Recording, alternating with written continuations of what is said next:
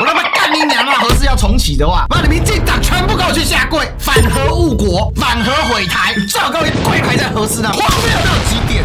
现在只敢重启核二核三，还在躲避核四的罪过。核四花了这么多钱，追加预算谁追加的？无耻到了极点。Ladies and gentlemen, welcome the host. 核二厂跟核三厂具备重启的条件。重启个屁呢？看到刚才这个能源政策的记者会，我觉得非常的失望，也非常的愤怒。刚才的记者会全部都在一本正经的讲干话，毫不意外。过去他玩两面手法，但是他操作着漂亮的政治语言。那强调说，如果没有能力处理核灾，也没有能力处理核废料，就没有资格使用核电。那时至今日，马上180度大转弯。过去说不行的，现在都可以。请你都不要违背自己的良心。你说核电是最干净的能源，如果核电是最干净的能源，请问核废料要怎么处理？如果研议增加更多的核废料，请问要放哪里？具备重启的条件。重启个屁！都不用我讲话，谢谢赖品妤跟何博文，直接打脸赖桑，赖桑完全在鬼扯淡，因为这个议题在台湾已经是烂到不能再烂，今年老议题了。我为什么这么的有感？他们民进党的态度就是赖品妤的态度啊！突然之间是赖桑打脸赖品妤，还是赖品妤打脸赖桑，我都搞不清楚了。赖品妤还是赖桑力挺的哦。接下来我们一句一句的慢慢来打脸赖桑。我等一下跟大家讲哦，我就先讲结论。本来他们一直在讲要重启新核能，然后笑话来了，重启新的核电，结果赖清德要重启的是核二核三，他不是要启用新核电你不觉得很荒谬吗？所以重启个屁！本来青鸟洗地的是说我们要启动的是新式核能，不是重启旧核能。核四是第三代的废水反应炉。什么是第三代核反应炉？就是现在最先进的反应炉。核四在盖的时候世界上还没几部嘞，现在日本有啊，日本都敢用，为什么台湾不能用啊？我跟你讲啊，总有一天核四会重启。我他妈干你娘啊！核四要重启的话，妈的民进党全部给我去下跪！他为什么现在讲核二核三，不敢行为核四？因为核四的话，那就不是神主牌端掉了，是连墓穴都要挖掉啊，祖坟都要挖掉啊，荒谬到极点啊！我们为什么那么气？为什么会流眼泪？那一路走来被他们打压的程度，我说实在的，就是这样。最好各位跪牌在核四那边啊，反核误国，反核毁台。去忏悔吧你们啊！现在只敢重启核二核三，我告诉你，就是现在还在躲避核四的罪过。核四花了这么多钱，追加预算谁追加的？苏贞昌。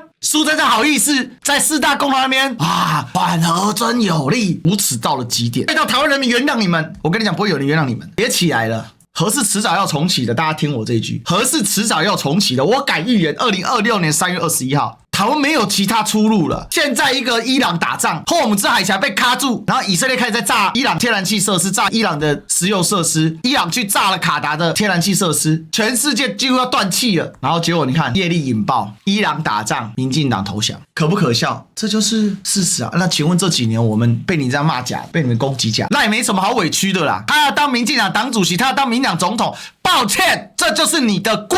你党当时在推反核的时候，你赖清德有讲过一句话吗？还不是一样上去反核？用爱发电的时候，你要出来骂吗？反核！你要说反制！用爱发电大队，民进党当时是挺还是不挺啊？然后赖清德出来说什么？安静的没，他就是帮凶嘛，他是被逼的好吗？你以为他真的那么挺核能啊？他脑袋瓜只有意识形态啦，还有权力啊！不要替赖清德洗白啦，赖清德没有什么好洗白的啦。干净没跟超超临界有办法。一本正经讲干话。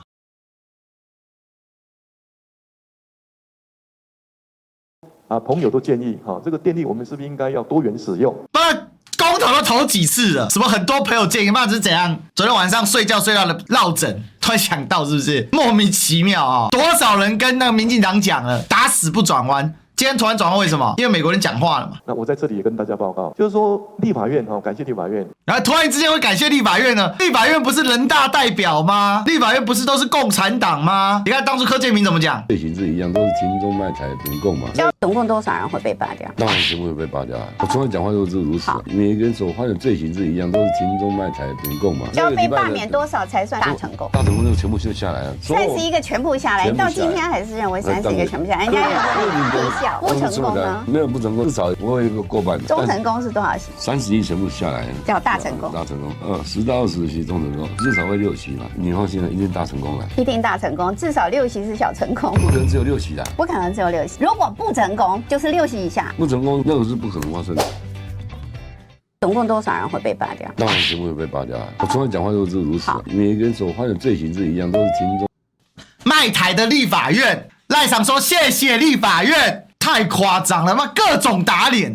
今天在场核心主委这个江副院长都在场，通过了核管法。那核管法通过了之后呢，国家政府通过核管法，这种不附属，现在突然之间核管法，我要遵守了，政改条例，嘿，不附属不遵守，说什么这个立法院通过了法律我都不要遵守，真的是随便你们玩呢，违宪总统啊！好，来继续算账。所以不要再跟我讲什么赖清德是挺核能的，我才不相信那鬼扯淡，全部都一网打尽，反走过必留下痕迹啦。继续啊，我一定要依法行政。又要依法行政了突然又会依法行政了，来，我要慢慢听你那边。所以呢，我们台湾电力公司就去行文请示经济部。台湾电力公司，请问谁管的？那他询问经济部，请问经济部的是什么？就是他对吧？他找他自己的人，然后通过那个，然后说这是依法行政，有病吗？那左手打右手啊！依法行，他妈一脸正经讲干话，还要你台电行文，那个根本是什么形式上的，你当大家是白痴是不是？你如果真的会依法行政，好再来。把中华民国当作是两岸的护国神山，到底是要促进和平，还是要给台湾带来灾难？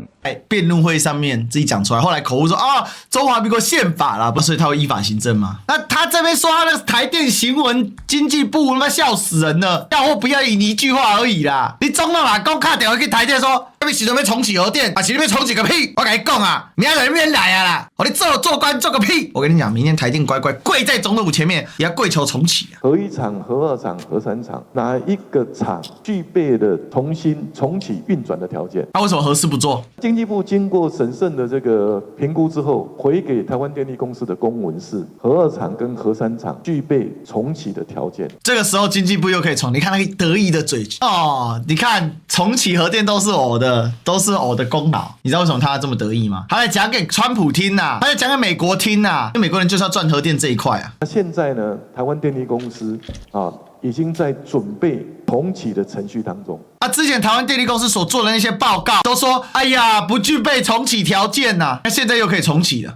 我就知道21年10月4号，我就记得这个新闻，想骗老子台电核电厂不具备研议条件。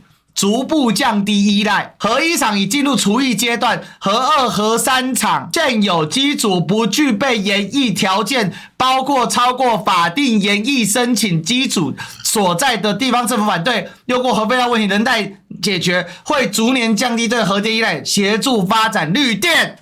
我就记得这新闻，我让他记得超清楚的。作为一个4大公投同意方，这他妈是纯恶啊！而且还是什么，还是 CNA 啊，中央社电啊，我的天啊，中央社自己打自己脸啊！你看那4大公投，中央社叫做政府的官方媒体，在说谎，每天说谎，民进党出来说谎，害死台湾在，所以我说反核毁台，这样知道吗？反核就是反制，反核就是毁台。核能的话，我们在2032年台湾的电力供应都可以稳定。又在唬烂，2032年台湾的电力可以稳定。那如果能稳定，重启个屁核电都可以稳定供应电力，这不是没有问题的。他现在要强调说，重启核电是什么？虽然没有核能发电，但是如果你手机拿出来，你看一下，目前我们台湾每一天的发电的备转容量率大概都10以上。这个是什么？这个就是民进党自己调了参数之后，所以每天都是10以上，根本就不够用。换句话说，我们发100度的电，大概有10度的电，甚至更多是没有用的。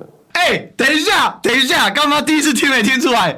他绝对是个智障，他是医学系的耶，他是理工科的耶，他自然组的耶，你知道他刚才讲什么吗？大概有10度的电，甚至以上。换句话说，我们发100度的电，大概有10度的电，甚至更多是没有用的。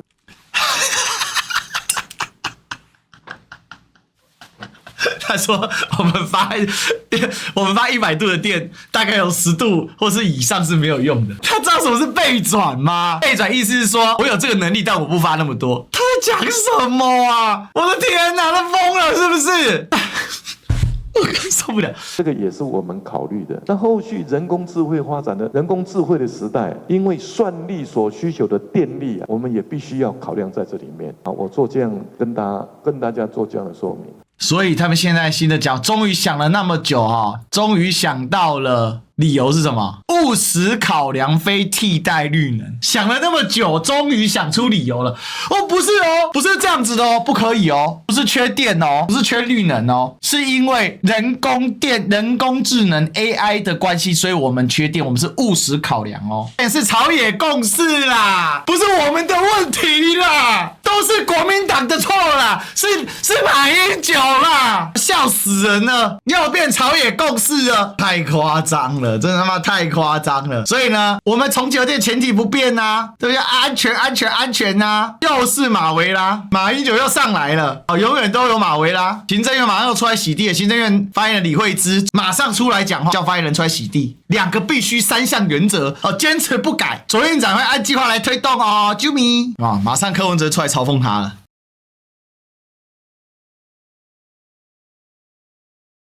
之后呢，国家政府一定要依法行政。这个月底就会把重启计划送到核安会去审议。去年那个核三公投，那个民进党所骂我，那我就很想问，赖清德，你是在转弯，你要不要出来说明你的理由是什么？就会觉得问题特别解决。马上柯文哲出来酸了，民主进步蒋万安应该纳入考量。我也公开支持核三研议。今天早上我也才呼吁中央政府，在看到1970年当时台湾面对能源危机的时候，国民党政府展现魄力，推动10大建设，有了核一，接续完工核二、核三，也为接下来台湾长远的能源政策以及经济发展打下重要的基础。今天赖总统的宣布，让我们非常感叹，过去10年民进党政府所拥抱的非核家园是完全错误的政策。大家也会关注，那民进党政府要不要对于过去这些长期被他们打压、抹黑甚至攻击支持推动核电的专家学者一个公道？讲得真好，蒋万安真的讲得真好，讲得真的好。要不要对于过去10年被民进党政府打压攻击，还人家一个公道？要不要还人家一个公道？你就知道为什么我会掉眼泪了。21年那真的是用尽生命在挺，希望核电可以重启。你们就挂一个牌子叫做反核务台，跪在核市，你就跪1天，你们每个人去跪1天，连续跪上1个月，看看台湾人能不能原谅你们。反核务台反核就是反制，那去反制的智障，就去核市给我跪，几千亿几上兆的浪费成本，去核市场前面洗门风，去道歉。我就写说赖总统说核二核三可以延役，各位同学到底是谁对？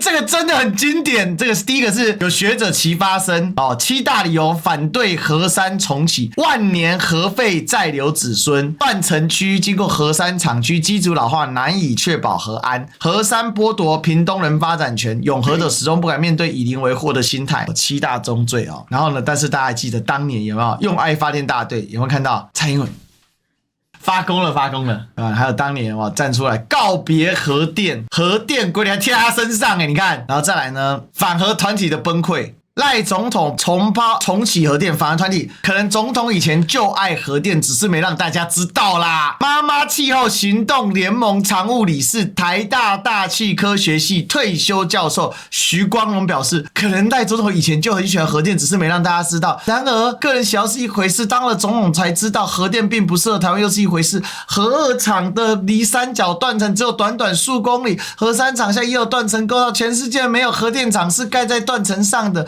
40年来终于安全下装，是台湾运气好。到底重启划不划得来，提供用电值不值得，可能只有赖总统都偏低了，只听到自己想要的，崩溃了。反核团体真的崩溃了。如果赖总统强调依法行政，落实非核家园才是依法行政好吗？还有你看满野新竹生态协会专职律师蔡雅莹表示，对赖总统重启核电的决定感到相当的愤怒。台湾的环境并不适合核电，地震加上断断层都多，发生核灾机会比其他国家都大。赖总统提出核安无虞、核废有解、社会共识3个原则，但核安就是无法确保，高阶核废料依现行法规选址都无法处理，又要新增核废料，根本是在唬烂，耐心的唬烂啊！天哪，坏家伙，坏家伙！哎呦，太可怕了！赖总统宣称重启核电是依法行政，但去年核管法修正之后，可以申请，不代表一定要申请啊，除非重视这个非核家园承诺、环境基本法和民进党根本就不该申请。哦，凶呢！还有高手，台湾环境保护联盟创会会长施信明表示，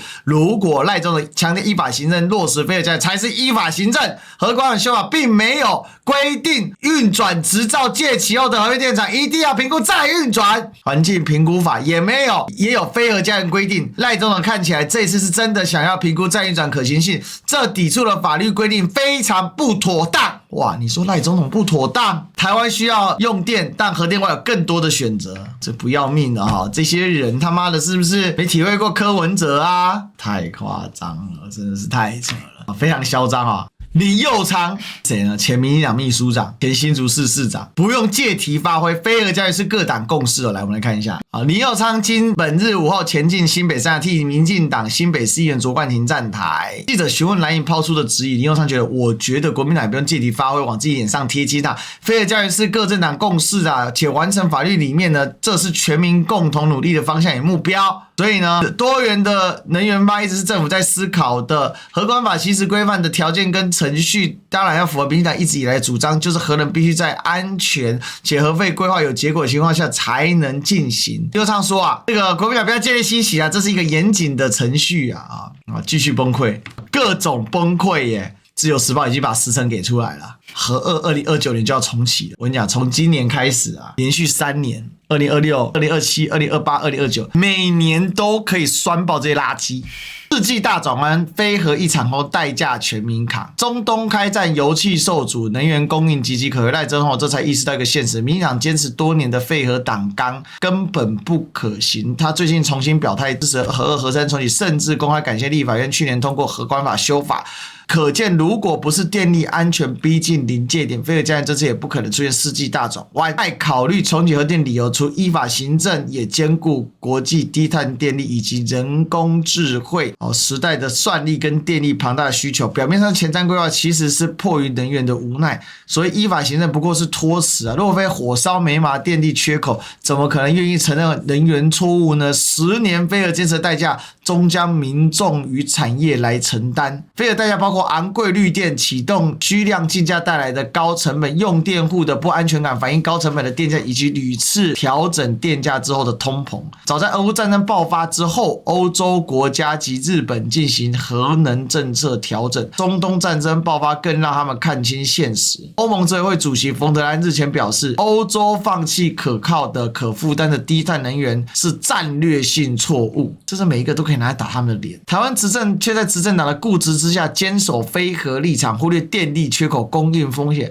直到美国与以色列攻打伊朗，导致中东能源中断，才被迫清醒。与国际趋势相比，台湾能源政策反应迟缓，决策被动，成果却由台湾社会来承担。你刚才说那个谁啊，赖品妤已经关留言了，是不是？哎呦，哎呦。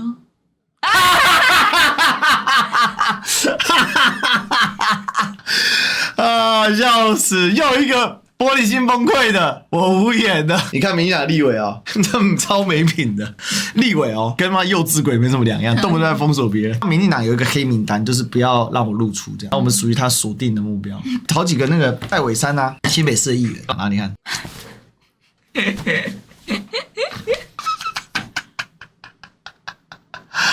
蔡其昌给封锁我。立法院前副院长蔡其昌也封锁我，而且我跟你讲哦，蔡其昌最好笑哦，蔡其昌是隔空封锁我，因为我根本没去他那边留言，他就是纯粹讨厌我就把我封锁。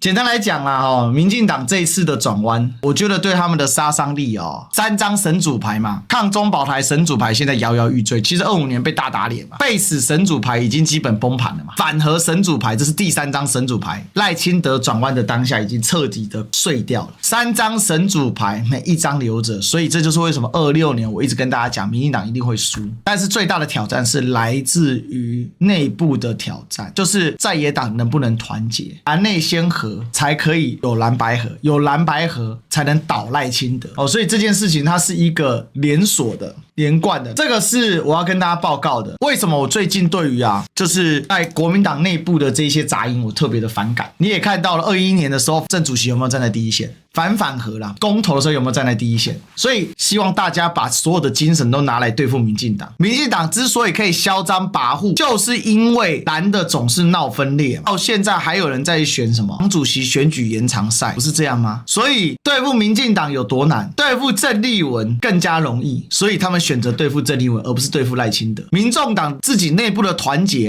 相对国民党还是好得多的，至少柯 P 一站出来，他们谁敢讲话？因此我是觉得这段时间我们看得很清楚，如果要赢26、28，团结是唯一的解方。